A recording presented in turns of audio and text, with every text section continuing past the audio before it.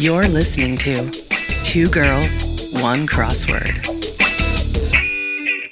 Hi everyone, Grace here. Just wanted to give a heads up that my audio wasn't recording for the first part of this episode, so we're going to have to use the audio from our Zoom call. It also isn't syncing up perfectly with the video, but everything will be back to normal after the coin toss. All right, bye. Good evening, everyone. I'm Grace. Good evening, and I'm Chelsea. You're listening to Two Girls. What? You don't have to say good evening after I've already said it.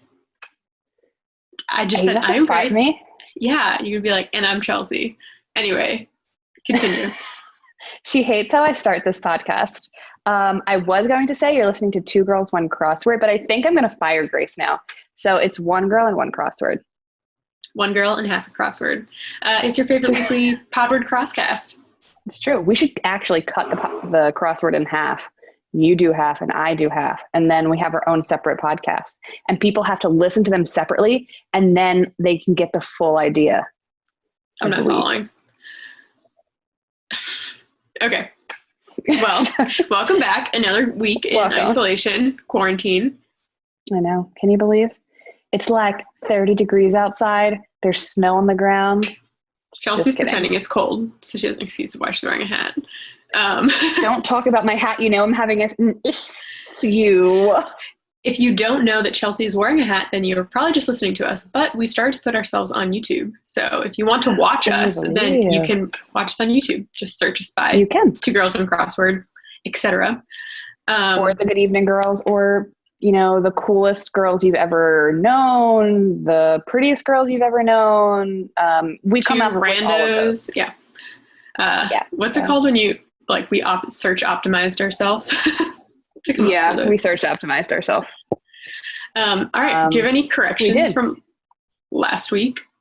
I do, actually. I have one correction. So last week, my topic was the Headless Horseman, and I talked about how the origin of the horseman in folktale is that he is a beheaded soldier that fought in the Revolutionary War, and I kept saying he was a beheaded Hessian soldier. I was told it is pronounced Hessian soldier. Classic you. Classic me. I don't know my German soldier names. Sorry. That is a weak point for you. Yeah. It is. I actually talk about that with my podcast reviewer / therapist about, how I really need to brush up on that. So basically that's the only thing I got wrong last week. Fight me. I didn't get anything wrong. Well, at least that I know of. Nobody told her she got something wrong. So they know better. Okay. Yeah. Shall we move into our hits and shits? It's time for hits and shits. Yeah. Hit me. Shit me. No, don't do that. Hey, you asked for it. I feel like, I don't know, I have felt kind of disconnected from the crossword community lately. I hear you. I don't know if it's because I'm not spending as much time on Twitter, but I also feel like people aren't tweeting as much anymore. I'm definitely not spending any time on Twitter. And I think it's mainly because I tend to distance myself from things that not that I feel like this is an obligation, but I feel like if I'm not going to show up 100%, then I have a hard time showing up even just a little bit, Mm-hmm. And this will be good for your crossword reviewer and therapist to hear. Yes, we'll talk about it next week.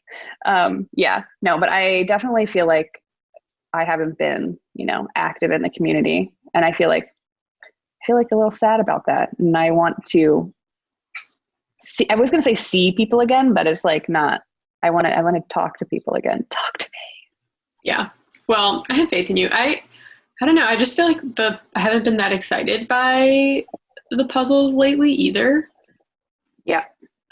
So I bring this up in our hits and shits section because I actually don't have that many hits and shits. I have interesting. Just a couple. Yeah. And they're I would say, very loose word if it's a hit or shit for me. But I will say a hit if you are feeling crossword lonely. We found out that Chelsea found out that the New Yorker allows two people to edit one crossword at the same time on their website. So we did that today. Like a partner mode. That was fun. Yeah. Yeah. So if you do a crossword with, someone who doesn't live with you, or maybe you have a friend who does crosswords and you guys talk about it, you guys should try and do a New Yorker crossword together at the same time. It's just like we're back in the office. I know. I think part of the reason I feel a little disconnected too is that obviously everybody's schedule has kind of been like uprooted and like everything in our lives are totally different now, right? Yeah. But I feel like it's harder for me to make time in my day to do a crossword because I don't do crosswords at night. I do crosswords with you at lunch, or if my boyfriend is home, we'll do a crossword in the morning over breakfast. And then I get maybe one crossword in a day. And like, I just can't find the time in my work from home situation to do more than one crossword, where you and I would be doing 2 crosswords at lunch every day, at least, you know, and then I would do a couple crosswords we would like leave a crossword out on the table or whatever in the break room and do it on our many breaks. many breaks. Yeah. And so that's not the reality anymore. And I don't have a printer, and some people don't release like .puz files. I also really don't like the Across Lite app at all. And so I don't know. I just find that I'm doing less crosswords, which might be the reason why I'm feeling disconnected. I don't know. Could be. Well, maybe I just need I love it. I keep talking about how I want to construct a crossword. I'm like slowly inching towards that goal. But if I do, it would obviously be a really fun one that's not hard at all. So maybe people would enjoy doing it. Yeah, I would have a lot of fun doing that. And I just want to pause here. If you guys hear my dog wandering around, jingling or barking, I wonder where he is. Oh, maybe you can see him in the back of my video. There he hanging is. Out. He's laying down. He was barking earlier, so that's just something to keep an eye out for. An ear out thing for. That we have to deal with. An ear out for. And an eye, if you're watching him bark from the couch, because you're watching us on our new YouTube channel. Right, that's some other YouTube.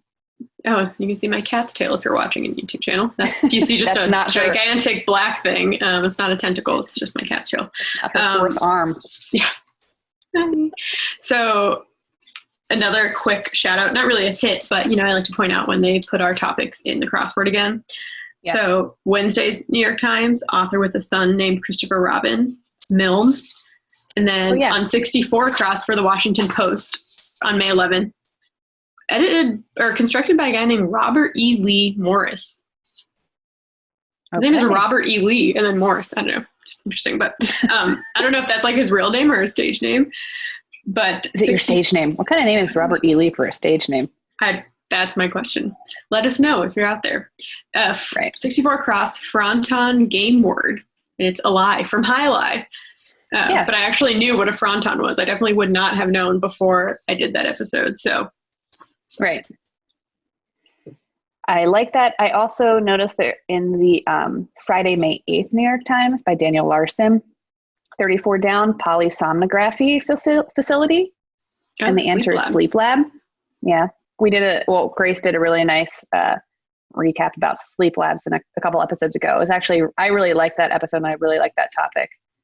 And nobody told us about their sleep disorders. Now is your chance. If you have a sleep disorder, tell us, because we know you're lying. We're not the only 2 people with sleep disorders.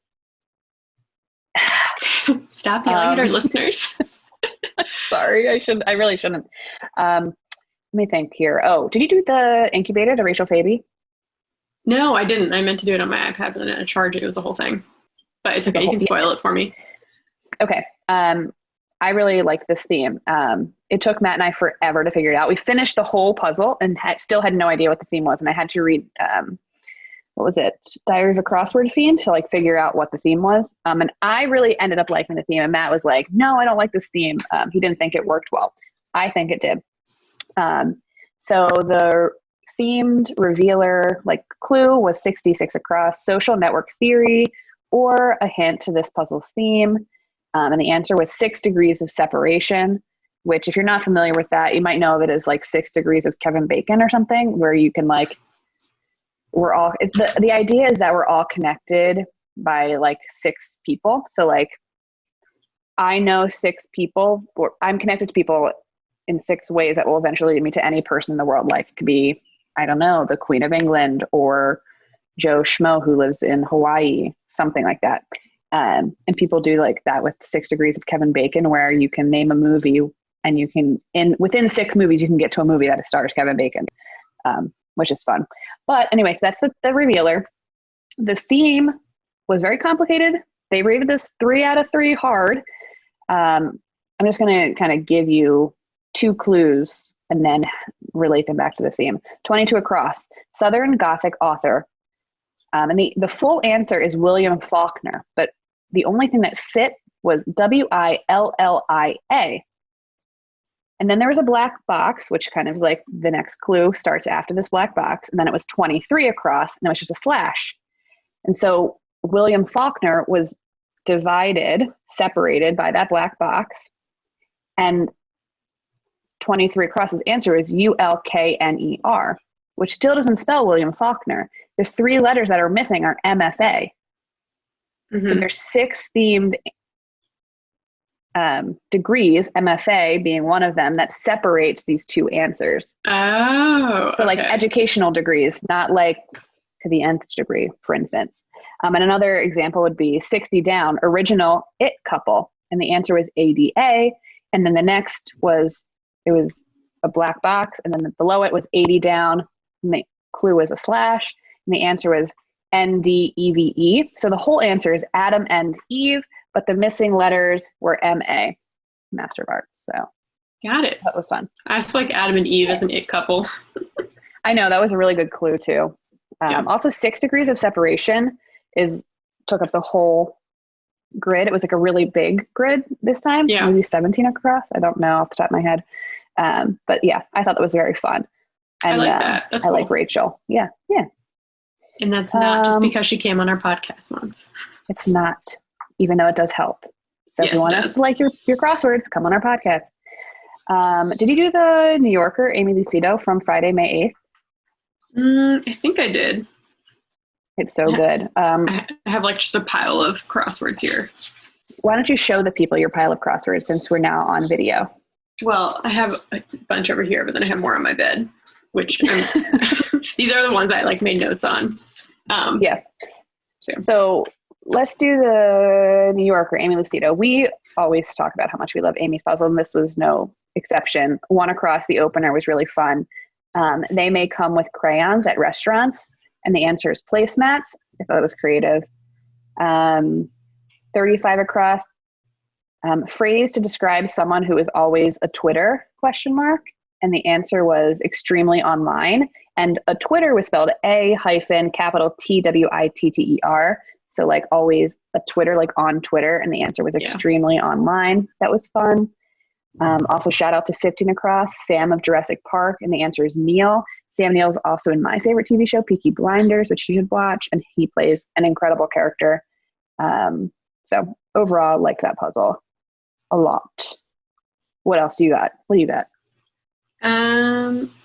The Monday New York Times, May 11th by Ross Trudeau. The theme was just about butts. Did you do that one? I didn't. Matt did that one though. Basically, it was just like, it was pretty easy. It was a Monday, but it was all the shaded squares were like different words for butts. So like booty, tail, buns, cheeks, rear end.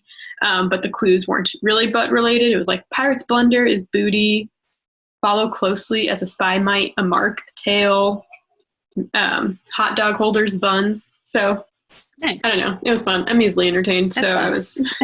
It's nice to see some butts, especially in the New York Times. Yeah. I will take anything at this point.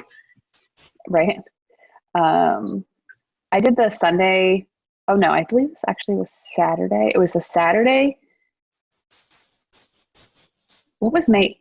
Oh God, I think this was a Saturday New York Times. Erica Garden, Miriam Estern. The opener was really fun. Something old, something new, ? But old and new were capitalized, and the answer was Testament, which I liked. I like that. That's funny. 37 across. This was a 15-letter answer. I just think this was like nice to see in the New York Times. I mean, the New York Times putting in like relevant like moments in history is always, the bar is extremely low for us. So low. So 37 across, vegan serving in a bun, and it was Impossible Burger. Somehow I find it funny that they'll put in Impossible Burger, but then they kind of turn their nose up at Marie Kondo. But you know, what can you do? It's the New York Times. This one was cute. I loved the clue for it. 54 across, mammal with a pouch where it can store its favorite rock. Oh, is that a penguin? an otter. Oh. I guess penguins don't have pouches. Do they? I don't know. I'll get back to you. Right? Nobody got back to us about the mule thing, by the way. 13 down, not exactly roughing it in modern lingo. And the answer was glamping. That's cute. That's some pretty people good might for not New know York what Times. glamping is, right? Matt didn't know what glamping was. He was like, what is that? And I was like, Dude. It's like glamour camping, I guess. Like you hang out. Yeah, it's just like bougie camping. Literally moaning. Yeah, it's like you go and you like rent like a yurt that's like heated with like electricity and Netflix, and like there's like a fire pit outside. It's like, that's not camping. It's glamping. And then the last thing, I noticed in a lot of Eric's puzzles when he constructs, he has a lot of film related. Sorry, my dog is moaning. He has a lot of film related content, and not like he does have like, you know, film trivia, like this director, this actor, whatever. I'm talking about like production things, like being on set, like interior, exterior, or like different type of technology or whatever, camera related things. I think that's really cool. And I'm actually curious whether or not he has a background in film, but I learned something from him. 14 down, his clue was action film staple. And the answer was set piece. And sorry if you hear my dog barking. He loves action films. He does love action films. So a set piece to me, like from when I worked in production, was like a piece from a set, literally, that was really important. So if like your main character had like a very important like lamp or car, it was like a set piece or like a prop, for instance. Or in relation to like theater, similarly to like working on sound stages in film, a set piece would be like walls that you can move to like change the set around and like, you know, move this wall out, like fly this wall out and then put the camera here. Now we can shoot like a wide shot. That's what I always thought a set piece was. And I kind of wrote to my friends and asked them, they work in production, if they knew what a set piece was. And most of them had no idea that set piece actually meant this. It's a scene or a sequence of scenes whose execution requires complex logistical planning. And it's often used to describe scenes that are really essential to a film. So like you can't cut it out. Otherwise, like you don't have the film. So I think like in Psycho, when he like slashes her in the shower. Yeah. I mean, that's not an action film, but like think of it as like a big car chase in Fast and Furious, or yeah, the important action moments in like the Indiana Jones films. So I thought that was interesting. I learned something new. Eric, do you have a film background? Let me know. I'm being nosy. Chelsea's just mad because she has her master's in film and she's, or no, your bachelor's in film, and she didn't know that. I have both in film, so. I thought your master's was in directing. Well, yeah, technically it's directing, but. So it's different. I mean, I guess, yeah. Okay, but so directing is like film, so. Yeah, but it's not like. Talking about. What does your diploma say? Directing, thank you very much. I don't have any more hits and shits, so you can take it away from here. Okay. I have one last one that I want to bring up that is like completely random, but I just wanted to bring it up because I thought it was funny. So I did the Monday New Yorker Natan last. The one down is capital city, or capital known as city of trees. And I immediately just put aspen in because aspen is a type of tree. I had no idea whether or not aspen was actually a capital or not. Turns out the answer was wrong. I still don't know if aspen is a capital of anything, but the answer is Boise, as in Boise, Idaho. Okay. Oh yeah. And I remember that. Boise derives from the French word for wooded. And so apparently like the Boise River had like a bunch of cottonwood trees along it. And so they called it La Rivière Boisée, which means the wooded river, or Boise, which I think is interesting. And the reason I wanted to bring this up is because every time I hear the word Boise, I think of Desperate Housewives, which is really random, but I did used to watch Desperate Housewives like crazy. And one of the characters, the redheaded woman who was like really stuck up, I can't remember her name. She started experimenting with sex. And so then she had like a safe word that she was using with her partner, and they chose Boise as her safe word. You could have that word just like in the crossword. Boise just elicits that scene for me. Anyway. Apparently I know Boise, why it's called Boise. Boise is like a hip city to live in. It's like a Portland type city. Ah, did you know? Maybe let's move there. Sure. No, then you have to live in Idaho. What's in Idaho? No offense to our Idaho Yeah. listeners. No, I'm sure it's great. I've never been there. I've never been to Idaho at all, I don't think.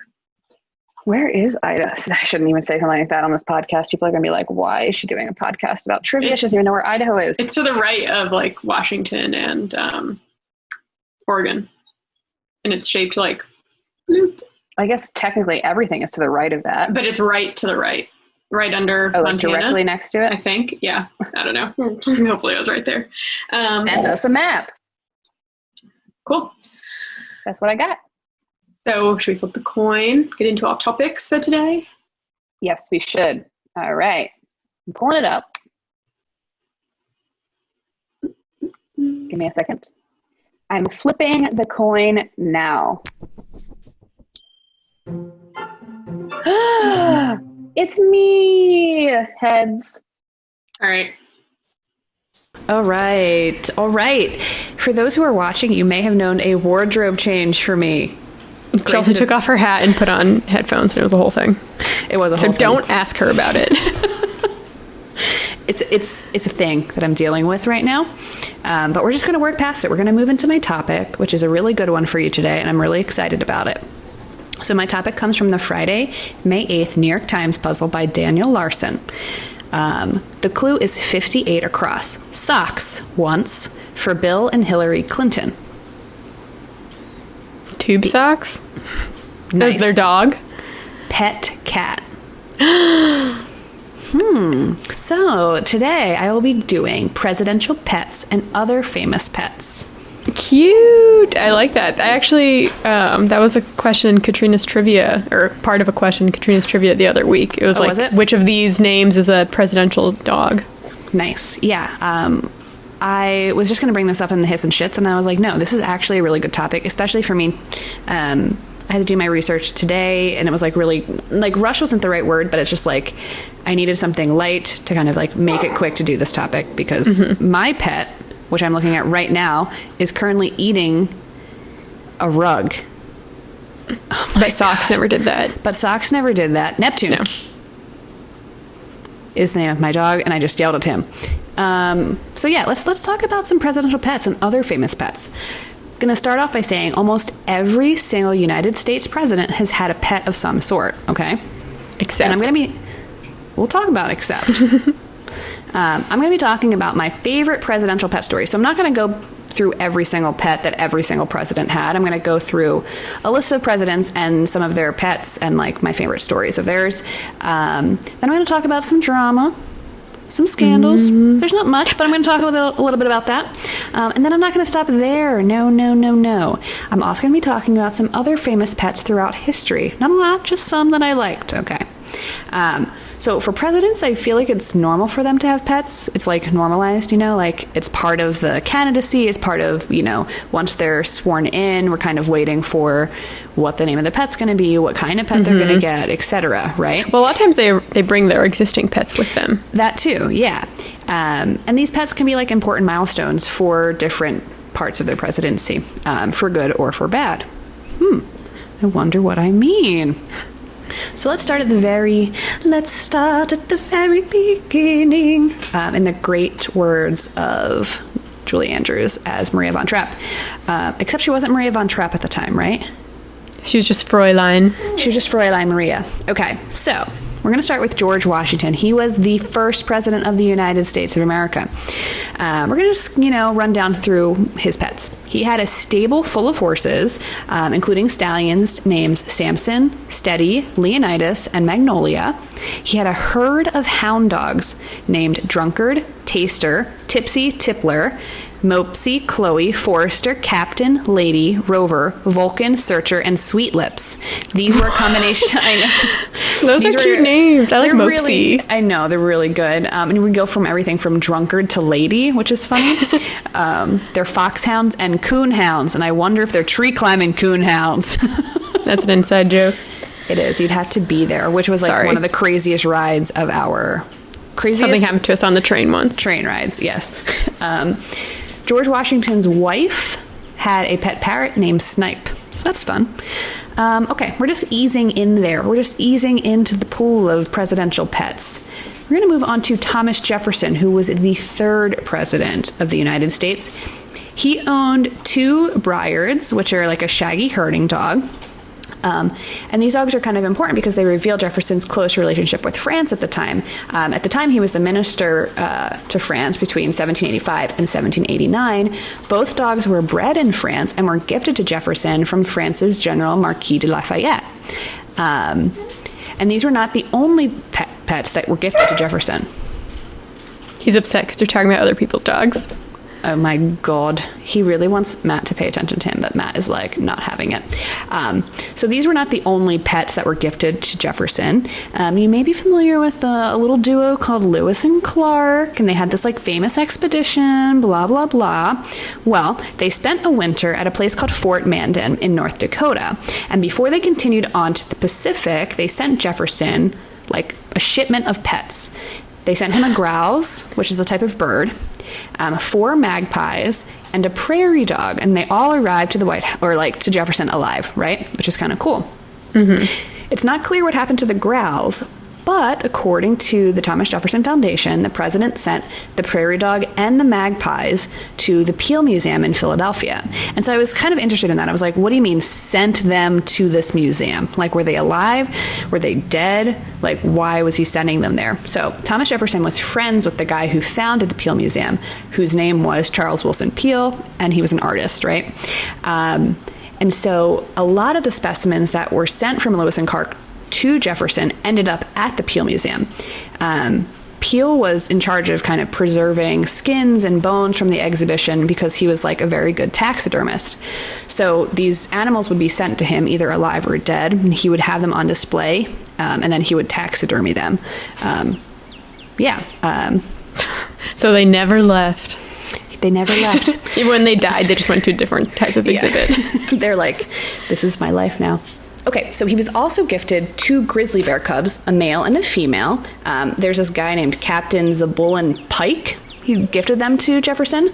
Jefferson was a terrible gift, by the way. Jefferson agrees with you. He said they were too dangerous and troublesome for me to keep, and he gave them also to Charles Willson Peel for his museum. So it does not say whether or not they were given alive or dead. I hope alive. Who knows? This whole thing is very sketchy. Jefferson is sketchy overall. Everybody is sketchy in history, okay?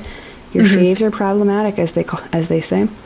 John Quincy Adams, the 6th president, his wife, Louise Adams, kept silkworms at the White House because she spun her own silk, which I think is kind of interesting. Presidential. Very presidential. Worms. Yeah, right? There's also a myth that the Marquis de Lafayette gifted John Quincy Adams an alligator that was housed in the East Room for 2 months. It has now been said that it was probably just a myth, though. But I kind of like that. Yeah, an alligator in the White House. Yeah, right? That would be a great, animated movie, actually. A children's book. Yeah, right?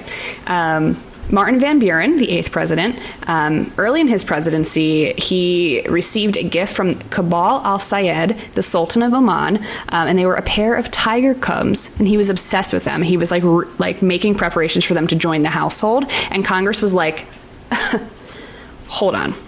You are not keeping a pair of tiger cubs. This is crazy. And so Martin was like, no, I am keeping them. They were a gift addressed to me. And so I'm going to keep them in my house because I am the president of the United States. And Congress is like, absolutely not. Confiscated them and sent them to a zoo. So there's Big that. cats bring out like the crazy in you. If you haven't seen Tiger King. If you haven't seen Tiger King, you should go watch it. I have not seen Tiger King. But like once you get your hand on a big cat, it's like a power trip. And you just want more and more of them. Martin Van Buren was the precursor to the Tiger King, okay? He's the original Joe Exotic. Okay? Actually, you can either accept it or not. You can read biographies about Martin Van Buren. It's called Martin Van Buren, the original Tiger King. It's fact. It's coming out next year. Anyway, it should be here mentioned that James K. Polk, who was the 11th president, did not have any pets. And to me, that's just fucking sketchy. You didn't even have a horse. How did you get around? Okay? You just walked everywhere? Everyone had a horse back then. Everyone had a horse. I'm talking to you, Mr. Horse. I'm sorry if you hear him moaning. I'm sorry if you hear him moaning. No, I can't hear him moaning. Okay. You're good. So let's move on. James K. Polk, we're going to ignore you. You didn't have any pets, so we don't care. James Buchanan, 15th president. Buchanan was gifted a herd of elephants by the King of Siam. Dude, what is wrong with these people gifting these gigantic animals? Like, I don't want that. I am not interested. Please keep your massive, massive animals. Also, elephants live for a really long time. They do. And they are like 50 years old. Right, and they're like so smart, and you're just... Anyway, without talking about animal cruelty of sending elephants like halfway around the world to James Buchanan, I mean, no. This is just wild. Imagine shipping a herd of elephants on a... Whatever. James Buchanan was not worth a herd of elephants, is all I'm going to say. No one is. No one is. But that doesn't matter, because he kept one at the White House on the lawn, but he eventually sent them all to a local zoo. Thank you. He also had a pair of bald eagles and a Newfoundland. This dude was nuts. Fun fact, Lincoln became president after Buchanan, and the King of Siam offered to send even more elephants, enough to populate all of America. And Lincoln was like, thank you. I really appreciate it. But we think that, like, steam power has kind of, like, overtaken the need for, like, heavy brute animal force. Because a lot of times, elephants were used as, like a heavy weapon in war. Yeah. And we were like on the verge of civil war at this time, and Lincoln was like, no, we're just going to stick to steam power, but we appreciate the offer. Thanks. So then we're going to move into Abraham Lincoln, the 16th president. He had a dog named Fido. This is sad, okay? As we all know, Abraham Lincoln was assassinated. Well, so was his dog. At the theater? Not at the theater. A couple months after Lincoln was murdered, the dog was running down the street, and a drunk with a knife just came up and killed him. And because of this, though, Fido became so popular and so famous that Fido is now just like a generic dog name that you call dogs. Like Spot, I didn't know that's where it started. I thought maybe Lincoln called him that because that was a generic dog name. Right. But why is Fido running on the street? I mean, someone should be watching him. I know. He should be in someone's care. But I think the way that people cared for dogs back then is much different than how we care for dogs. They would like leave the house and like go to work and just come back at night. Yeah, exactly. So we're going to jump ahead in history. We're going to go to the 23rd president. His name was Benjamin Harrison, in case you don't know. And he kept a goat named Whiskers, also called his Whiskers or Old Whiskers, and kept at the White House for his grandchildren. And the goat would actually pull sleds across the lawn for his grandchildren to ride in, which I thought was fun. And then a resurgence here, more alligators. He actually had 2 alligators, and his son, Russell, kept them in the White House conservatory. Oh my gosh. I know. Oh, I wouldn't want a pet alligator. They're creepy. I know. I'm having a hard time with one pet dog, let alone 2 alligators and a friggin' goat named Whiskers. Yeah. Okay, so let's get to Theodore Roosevelt. He's the 26th president, and he owned the most pets of any president to date. He basically had a zoo. They call it Teddy's Menagerie, basically. We're going to start with his guinea pigs, okay, because they have the best frigging names of all time. Admiral Dewey. Oh. Bishop Dewan. Dr. Johnson. Father O'Grady. Fighting Bob Evans. Oh my gosh. I like how they all have titles too. I know. That's cute. So those are his guinea pigs. He also had a pony that his son Archie really loved, named Algonquin. And there's a story that Algonquin actually even had a ride on the White House elevator at one point in his life, which I thought was fun. And then they had so many freaking animals, but I'm only going to give you the ones that I thought were named really cool or were strange in terms of like what you would keep as a pet. They had a small black bear named Jonathan Edwards. They eventually sent this bear to the Bronx Zoo. They had a badger named Josiah, a blue macaw named Eli Yale. Roosevelt actually graduated from Yale, which makes sense because of the name. A hen named Baron Spreckle. I know. A lizard named Bill. And then they also had another Bill, which was a laughing hyena, which was a gift from Emperor Menelik II of Ethiopia. Thank you for that. Why would you name 2 pets Bill? Dude. Unless maybe he came with the name Bill, but I doubt it. It doesn't feel like an Ethiopian name. Right. I mean, and like I also feel like you're kind of gypping the lizard and the hyena. Bill? I mean, what about Admiral Dewey? Or like Jonathan Edwards, Josiah, Eli Yale. These are all cool. Baron Spreckle. These are great names. And you're just going to name your hyena Bill? Yeah. I don't get it. Maybe he was going for like ironic, unexpected. Does Teddy Roosevelt know irony? That's a joke. I know that he probably did understand irony. We can only hope. Yeah. Okay, so I'm going to take a pause here. So it was normal for animals to kind of graze the lawns of the White House in the 1900s. So sheep were for a time used to keep the grass trimmed, right? Which is kind of cool. But what about cows? Did anybody in the White House have cows? William Henry Harrison, the 9th president, kept a cow, as did Rutherford B. Hayes, which is the 19th president. But the honor of the last cow at the White House goes to Molly Woolley and Pauline Wayne, the 2 cows that belonged to William Howard Taft, the 27th president of the United States. And so both of these cows, Molly Woolley and Pauline Wayne, grazed the White House lawn and provided milk for the Taft family. And when Taft left office in 1913, they retired to Wisconsin. What a life. I know, right? To be a cow on the White House lawn, amazing. Providing your milk. Also, they retired to Wisconsin. Yeah, retired. Yeah, oh my God. Right.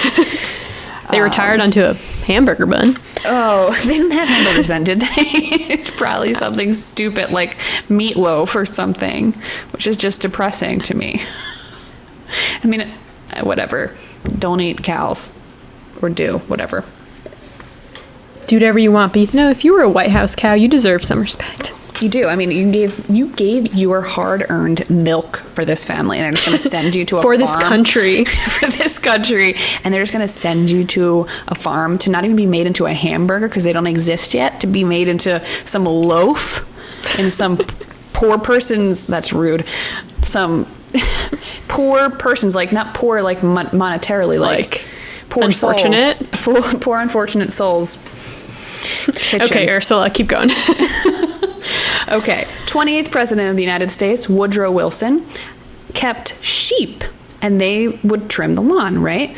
He had 48 sheep at one point, which is crazy. And the wool would actually be sold to benefit the Red Cross. That's kind of nice. Warren G. Harding, 29th president. The first White House dog to receive regular newspaper coverage was Warren G. Harding's dog, Laddie Boy. He was born in Ohio, and his father was named Champion Tintern Tip Top, which I think is really freaking cute. When the president would play golf and hit the ball in a tree, Laddie Boy would run up to the tree and retrieve the ball. He actually had his own carved chair to sit in during cabinet meetings. The White House would hold birthday parties for him and invited other neighborhood dogs to join. And they would serve them dog biscuit cake, which is fun. Newspapers would publish mock interviews with the dog. And then this is sad, my heart. Apparently, the dog howled constantly for 3 days prior to Harding's death in August 1923 because he had the sense that his owner was going to die, which is so sad. And in honor of the dog, newsboys collected 19,134 pennies, remelted them down, and sculpted them into the statue of Laddie Boy, which was donated to the Smithsonian Institute. And then after the president passed away, Laddie Boy was given to Harry Barker, which was Laddie's favorite Secret Service agent. And so Laddie kind of moved with his family to Boston and lived a very normal life until he passed away. That's like a Disney Channel original. That's like a Disney Channel original movie plot or something. I know. Like Secret Service guy takes the dead president's dog. Right. You should write that and send it to Disney. They'd scoop it up. Okay, we're going to get to the craziest president, I personally think, in terms of pets.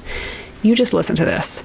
Calvin Coolidge, the 30th president. You don't hear much about Coolidge. I'm just going to say it. You don't hear much about Coolidge. And I think that should change because he had so many pets. Rivals only Roosevelt's number of pets, right? I'm not going to get through all of them, but he had collies, terriers, sheepdogs, chows, bulldogs, and setters, donkeys, songbirds, canaries, geese, a bobcat named Smokey, and Rebecca, a raccoon.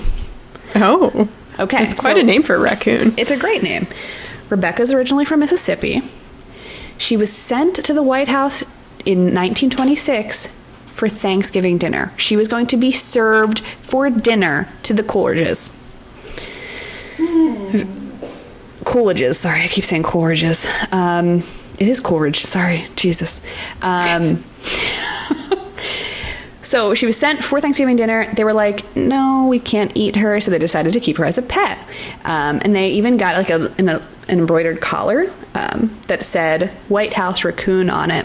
Eventually, they like took her everywhere. She could roam the grounds, do whatever she wanted. She got into like plants. She would unscrew light bulbs. She would break into cabinets, all this kind of stuff. She just caused general mischief. They That's took her typical on vacations raccoon with her. behavior. They took her on vacation? Why?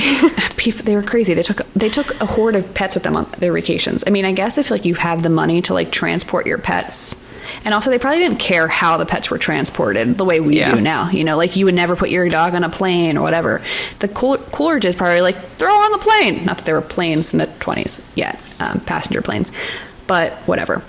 So they eventually got a companion for Rebecca, Reuben, a male raccoon, which was caught by like a White House police officer, apparently. And Reuben frequently would break free and escape.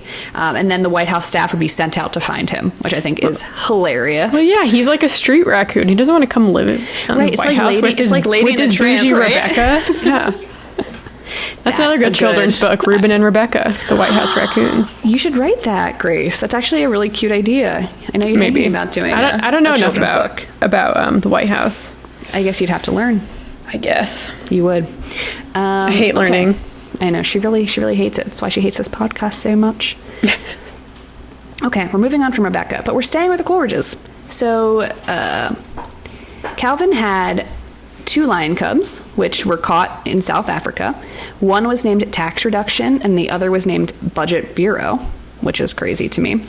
He also had Billy, a pygmy hippopotamus. Those are dangerous. Okay. His full name was William Johnson Hippopotamus, captured in Liberia, given to Calvin by Harvey Samuel Firestone. Yes, Firestone of the rubber tire industry. My dog is now chewing a bone loudly next to me. Apologies to all of our listeners. Billy is probably the most famous presidential pet. He even was sent to the 1939 New York World's Fair, but he's most noted as being a common ancestor to all pygmy hippos in American zoos, which I think is fun. By the time of his death in 1955, Billy had sired 23 calves, 13 of whom survived at least a year. Cool. Damn, so he's basically like Adam. Right? He is. The original Adam. Calvin also had a wallaby, which he promptly gave to a zoo. A wallaby's like basically, it looks like a kangaroo, you know? Like they're like tiny. small kangaroos. They're not going to beat you up like a kangaroo would. Right, but don't test them. They're crazy. You get that look in your eye. He had a dukier. I don't know how to pronounce that. It's like a very small antelope, also sent to a zoo. Bruno, a black bear from Mexico, also sent to a zoo. And then Peking ducks. They had 13 ducklings, which they got as an Easter gift. And his wife tried to raise them in a White House bathroom. Could not do it, and eventually sent them to a zoo as well. Oh my gosh, this poor staff that had to work at the White House. Don't you have anything better to do right now? Okay, let's move on to the next pet. Franklin D. Roosevelt, 32nd president. So FDR was running for his last term for president, right? And then rumors were being circulated by the rival candidate that his family, the Roosevelt family, left their Scottish Terrier Fala at the Aleutian Islands, accidentally. And so then Roosevelt sent back a U.S. Navy ship to rescue Fala. spending like thousands and thousands of taxpayer dollars to retrieve his dog. And so Roosevelt was like really pissed off about this rumor, this lie, basically. And so he held a speech, which later became known as like the phallus speech, where he said, "You can criticize me, my wife, and my family, but you can't criticize my little dog. He's Scotch, and all these allegations about spending all his money or all this money have just made his little soul furious." And like I said, it was called the phallus speech, and it reportedly helped secure re-election for him. So there we go. Okay. So here's another little scandal for you. Dwight D. Eisenhower, 34th president, was running with Richard Nixon on his ticket as vice president. Richard Nixon was accused at the time of having a secret slush fund during his candidacy for vice president in 1952. And it kind of like, so people were like, why is he on the ticket? Like, get him off the ticket. He has like all this like hidden money, like get him out of here. So Nixon went on television and held a speech, right, where he denied ever having a slush fund, but admitted getting gifts from people. And the gift was, there is one thing that I did get as a gift that I'm not going to give back. And the gift was a black and white Cocker Spaniel named Checkers. And Checkers had been given to his daughter. And then, like I said, there's been all this talk about Nixon being dropped from the ticket. But after the speech, like, he had much more support. Another part of the speech was, quote, "The kids, like all kids, love the dog, and I just want to say this right now, that regardless of what they say about it, we're going to keep it." And Mamie Eisenhower reportedly recommended he stay because he was such a warm person, which is just really funny in retrospect. Yeah. Although I have to say, I do like the name Checkers for a black and white dog. It's so cute. I know, all these pet names are adorable. Okay, so we're moving on to JFK, the 35th president of the United States. He also had like a ton of pets, a ton of dogs, whatever. But I just want to point out, Pushinka was the dog, one of his dogs, and it was a gift from the Soviet Union premier Nikita Khrushchev, which is the puppy of the Soviet space dog Strelka, which I think we talked about in your Yes, we did. episode. And they had more puppies, so they had just like a line of all these space dogs. Right, exactly. JFK did. Yeah. Here's another one. Lyndon B. Johnson, 36th president. He had beagles named him and her, which I thought was kind of cute. But here's a little drama. Apparently, he was photographed picking up both of his beagles by their ears. And so animal lovers like freaked out, and like, I mean, Lyndon B. Johnson has, got lots of problems going on with him, but people freaked out. Animal lovers were like really upset about it. Harry S. Truman, another president, is reportedly having said, quote, "What the hell are the critics complaining about? That's how you handle hounds," end quote. And I do not, by any means, ever condone animal abuse. But I will say this, as is evident by this episode, hound dogs are insane and needy and it's like loud. You don't support it, but you can understand it. I get it. Like, deep in my heart, like, this dog is just whining. I have a hound dog. He's a mix, a beagle and a basset. So it's just like a lot of energy to deal with on a regular basis. Okay? That's a lot. So let's move on. Let's move on from hound dogs. Barack Obama, 44th president. We all know his lovely little Portuguese water dogs, Bo and Sunny. Very cute, very, very pretty. He promised his daughters that they could have a dog if he won the presidency. And while, like, the rest is history, he obviously won. They obviously got the 2 dogs. But he came under fire because he had told everybody that he would, like, rescue a dog, right? Yeah. Well, guess what? They got their first dog, Bo, from the Kennedy family, as opposed to getting a shelter dog. And so apparently, like, Bo had been given to a family that didn't really work out, so the Kennedys took him back, and then the Kennedys gave Bo to the Obamas.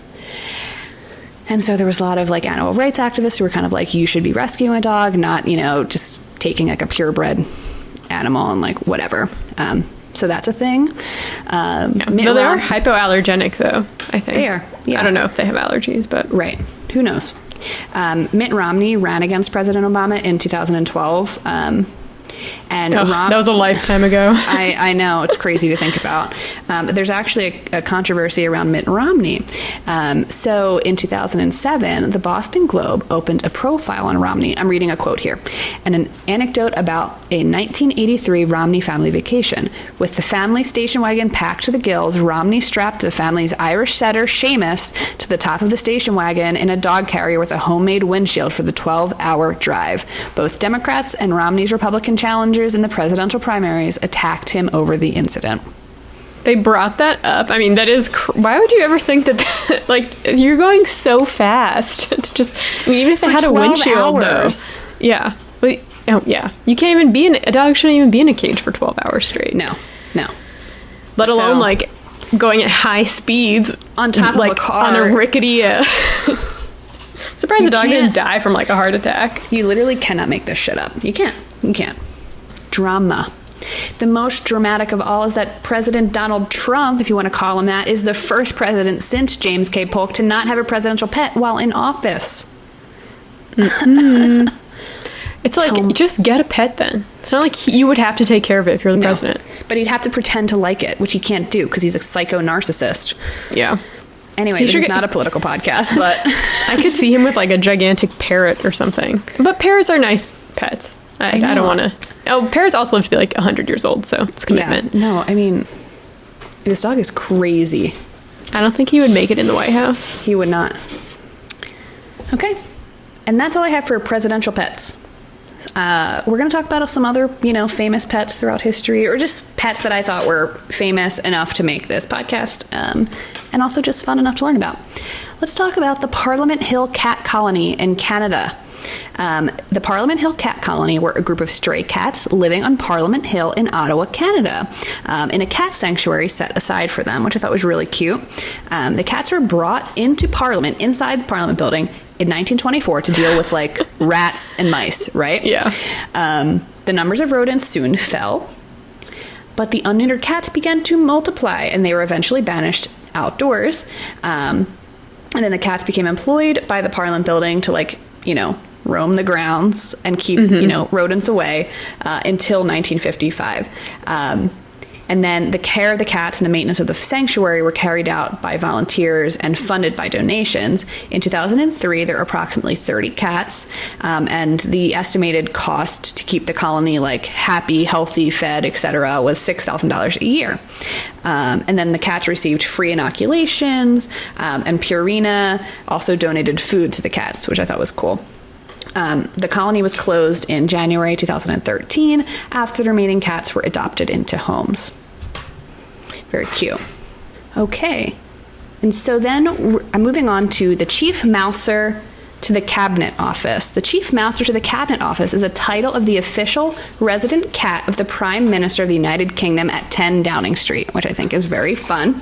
Apparently there has been a resident cat in the English government employed as a mouser and pet since the 1500s, although they only started like recording it in the early 1900s. Other cats have served Downing Street, but the first one to be given the official title of Chief Mouser was Larry in 2011.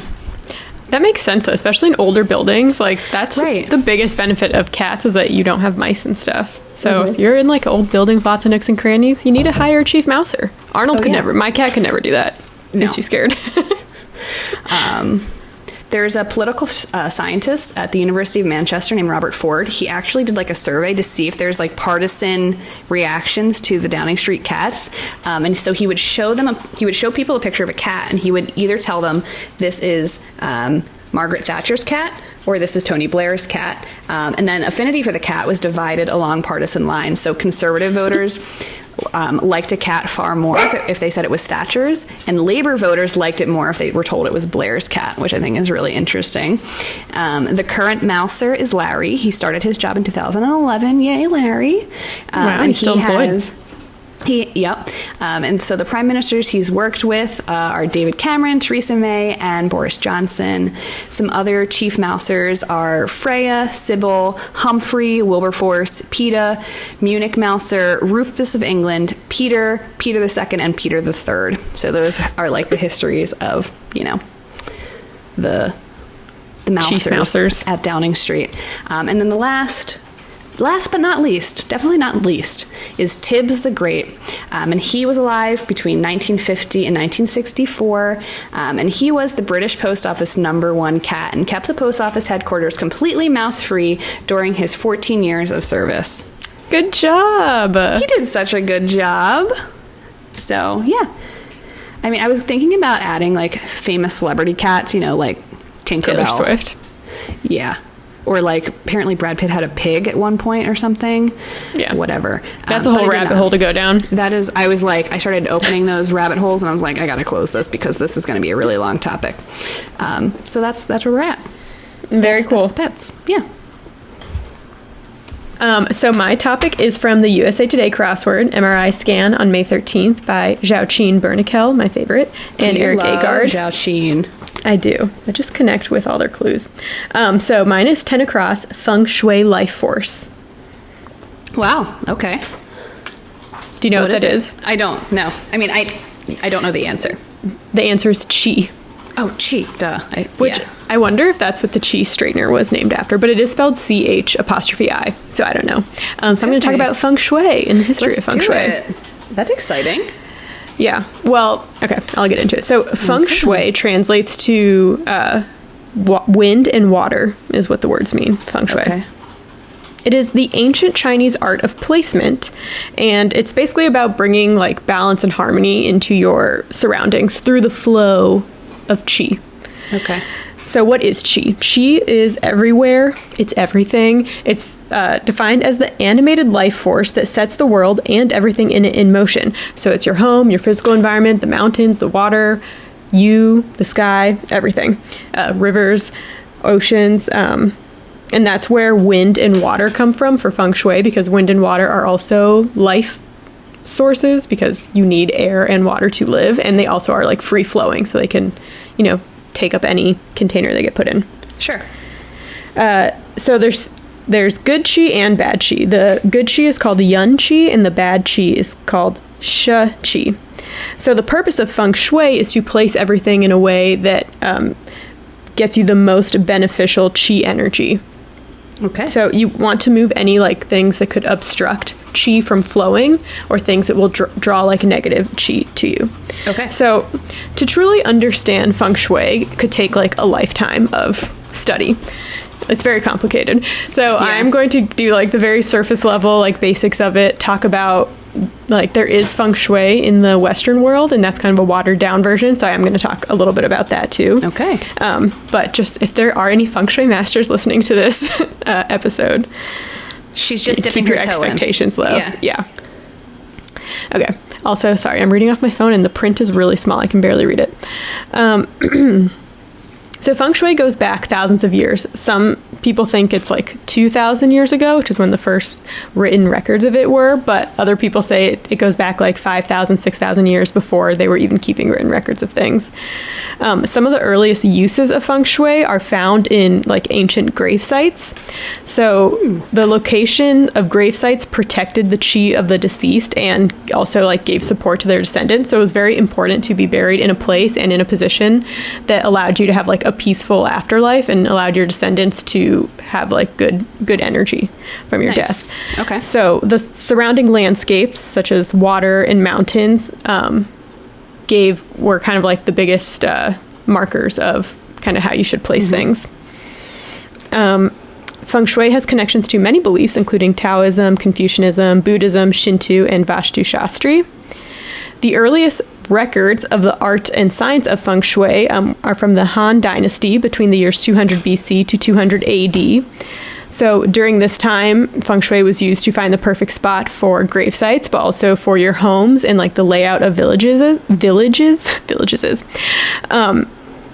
From the 600s to 900s AD, during the Tang Dynasty, the existing principles of feng shui came together in the form school.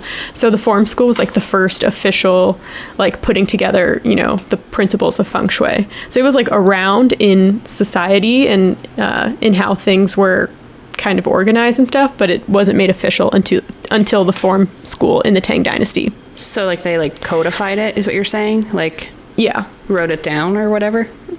wrote it down, made it official. People became like feng shui masters and stuff. Okay, interesting. So the form school of feng shui clearly illustrates the belief that all things, from the littlest stone to the biggest mountain, are living and charged with qi that has the power to be energizing or destructive. So the earlier versions of feng shui had a lot to do with nature. But what about areas of China that were like very flat? There weren't mountains. Like, what did those people do? That's where the compass school of feng shui comes in.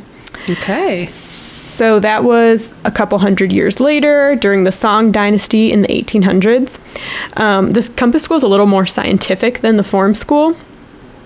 It's based on the compass, math, numerology. If you've ever seen, like if you ever Google feng shui, a lot of times you see like an octagon graph. That's from the compass school. And if you did not know, the compass was invented by the Chinese culture. So we talked about that. And greatest inventions. Yeah.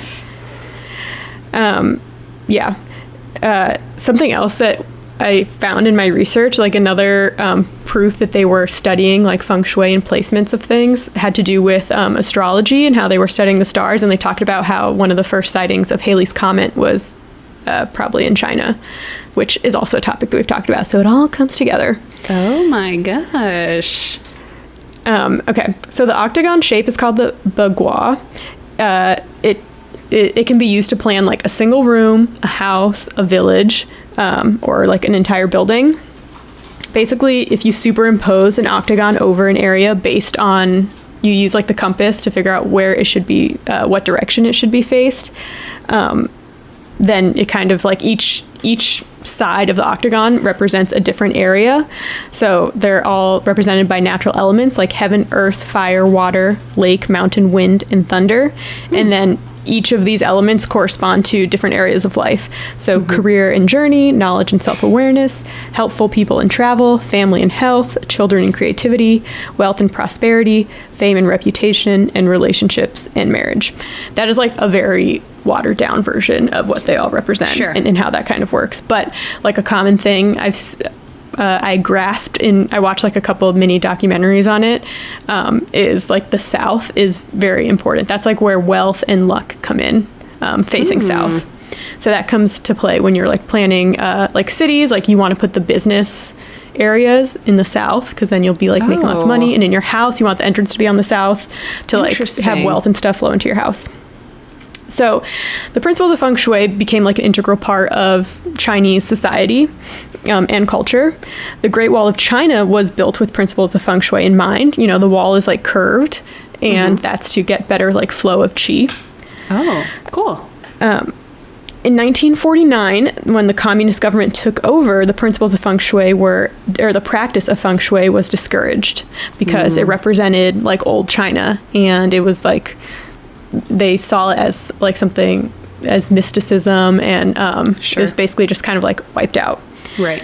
And then during the Chinese Cultural Revolution in the 1960s and 70s, a lot of books were destroyed, and a lot of those were feng shui books. So that's why like the exact start of feng shui isn't necessarily known, because a lot of information has been destroyed.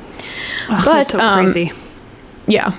But a lot of the feng shui masters then left China, and they kind of took their feng shui to like relocated Chinese communities, including Hong Kong, Singapore, Taiwan, London, Malaysia, San Francisco, and Vancouver. According to an article I read, feng shui is once again accepted and practiced in China. If anyone out there like knows for sure, let me know. And now it combines like the compass school and the form school. So it's a little bit of like the more like ancient art, and then the more modern like mathematical scientific side of it. So I'm going to talk about some cities that still use feng shui. One of if like you go to China and you want to go to like an ancient town that was built on feng shui, the one to go to is the Langzhou, which I think Eric told us that Zhaoqin was named after Chinese dynasties, and Zhao is one of them. So Langzhou, I wonder if that's why they put it in they probably know about feng shui. Maybe obviously they put it in their crossword. Right. But I just thought that was interesting. Interesting. Maybe they're a huge feng shui fan. Maybe they're a feng shui master. Yeah. Okay. Let us know. So Come help me rearrange my apartment. So Langzhou is a city by a mountain range and water. Mountains and water are very important in feng shui. They're seen as being like very lucky. So you want a city to be by mountain and water. But that makes sense if you think like historically it's good to be like a coastal city for trade and stuff. Sure. But this city is like perfectly placed. The old quarter is laid out per the principles of feng shui. So each district is assigned a role depending on its location. The south the south, which means like wealth and like good luck, is also associated with fire. So it's good for the south to be against water because water can kind of combat fire. But this was also like their business center. So blacksmiths, merchants, vendors, etc. were all located here.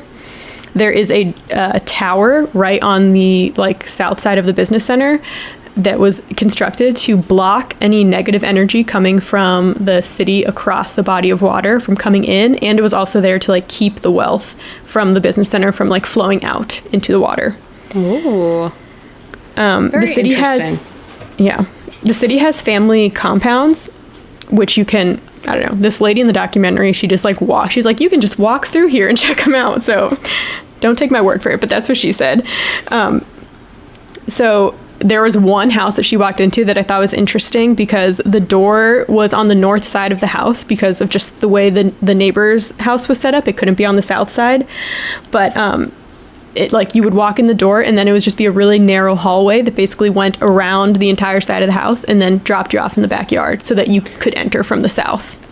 Interesting. So they take it very seriously. I also noticed a lot of the houses they went into, like when you walked in, there was a wall like right in front of the entrance. And sometimes it's just like a standalone wall and that's used to like block bad energy from coming in. Or if it's like a certain type of wall, it could be like bringing good energy in. But I feel like I've seen that in like in Chinatown, I've seen like buildings that have that. Right. Just like an entry wall type thing. Yeah. Mm-hmm.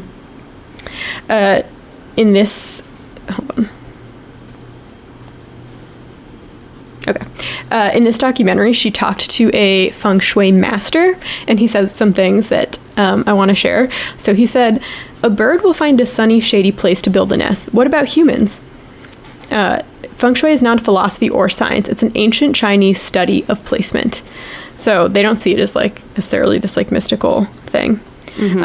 He also said, he gave some tips. He said, your living room must not have any photos that can be seen from the entryway. He didn't say why, but he said that. So I'm SOL there because my living room is my entryway. Yeah.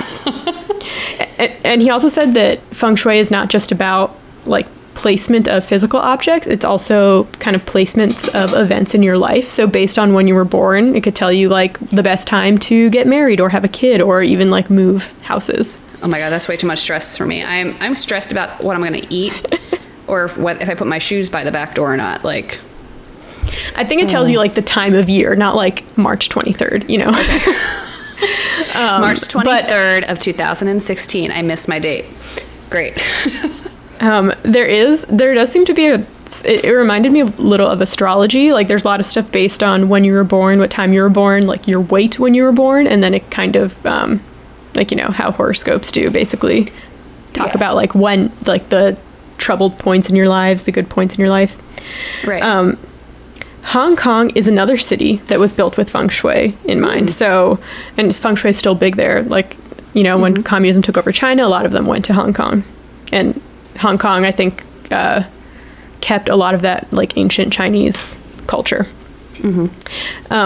So you might notice if you look at the Hong Kong skyline that a lot of buildings have holes in them, like kind of cutouts, and that is like an architectural thing. It's also good for like circulation and heating and all that stuff, but it also is good for feng shui because Hong Kong is located on the water and then there's mountains behind it, so it's good to have the energy from the mountains like going into the water. So a lot of the buildings have holes in them so the energy can flow through them.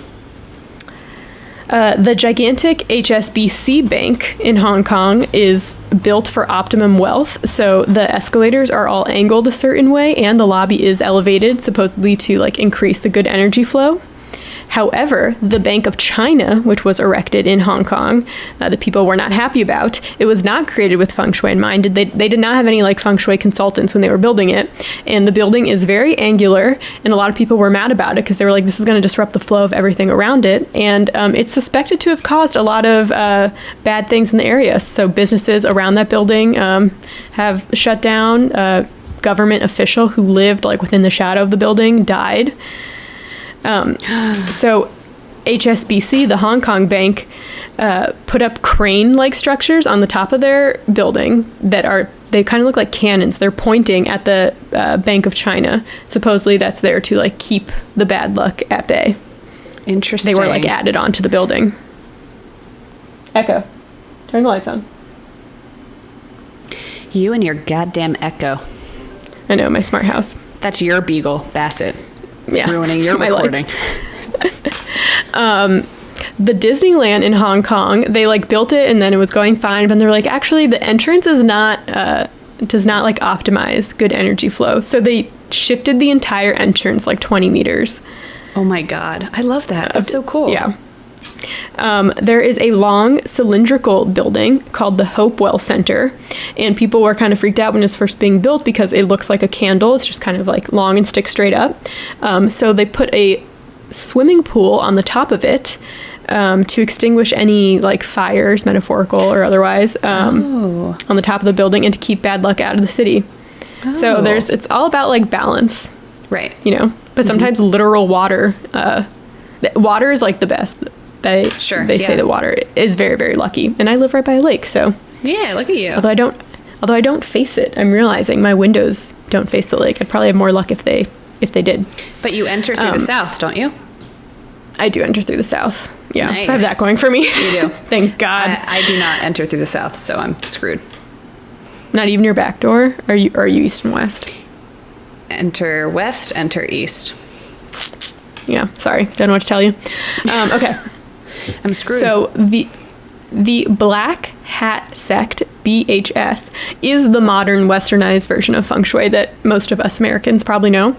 Okay. This was introduced in the 1980s by Thomas Lin Yun, and it's a simplified, watered-down version of feng shui that us simple-minded Westerners could understand.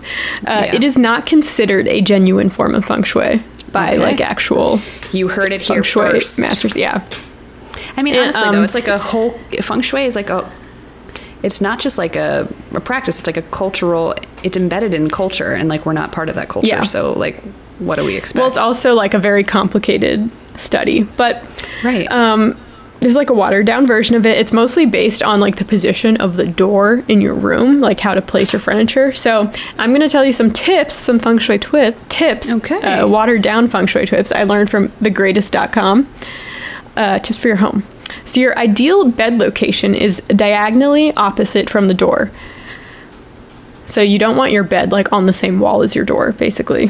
Whoops. Mine's not. That's good. I've been feeling like my bed feels better where it is now, diagonally opposite. I am very weird with bed placement. I kind of get what they're saying. So they say when you're in bed, you should have a clear view of the room and the door, which I need, and you should have your head against something solid, so like a wall. So don't have your bed in the middle of the room, you freak. Yeah. They also say your feet should never be pointed towards the door because in Chinese tradition, the deceased are carried out of their bedroom feet first. So you don't want your feet facing the door. So I feel like your bed is perfectly placed. Mine is, if you're looking, mine is right next to my front door because I live in a studio apartment, but I do have like a piece of furniture blocking it. I feel like that changes things because it changes the energy flow. Okay. For your desk should also be diagonally opposite from the door. You don't want to have your back to the door, and you don't want to have your back to a window.